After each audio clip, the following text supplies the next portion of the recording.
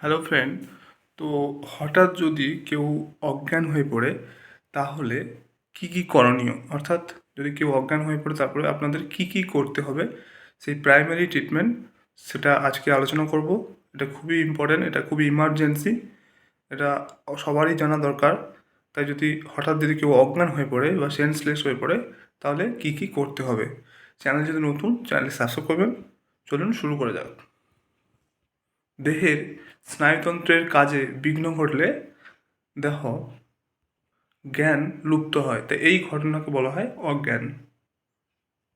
এই অজ্ঞান হয়ে যাওয়া বিভিন্ন কারণে হতে পারে, যেমন রোগবশত হতে পারে, দুর্ঘটনাজনিত হতে পারে, বিষক্রিয়াজনিত হতে পারে, আবার তাপমাত্রার তারতম্যের জন্যও হতে পারে।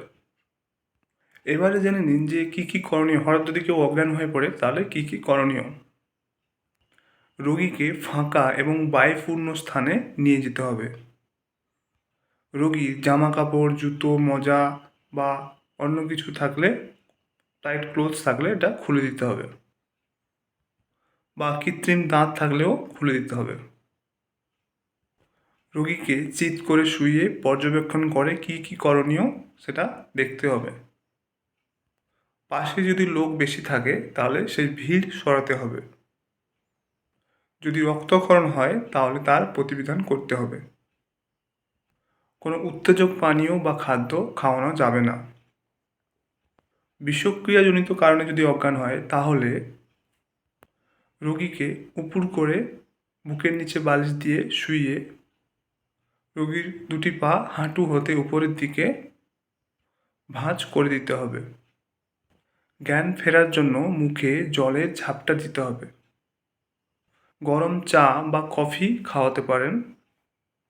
যত তাড়াতাড়ি সম্ভব রোগীকে ডাক্তারের কাছে নিয়ে যেতে হবে। তাই আজকে জানলেন যদি হঠাৎ কেউ অজ্ঞান হয়ে পড়ে তাহলে কী কী স্টেপ, কী কী পদক্ষেপ নিতে হবে, তাহলে রোগীকে ভালো করতে পারবেন। এই ভিডিওটি শুধুমাত্র সঠিক ইনফরমেশনের জন্য। যদি কোনো সমস্যা থাকে তাহলে অবশ্যই ডক্টরের পরামর্শ নেবেন। আজকের ভিডিও এই পর্যন্ত। চ্যানেল যদি নতুন, চ্যানেলটি সাবস্ক্রাইব করবেন।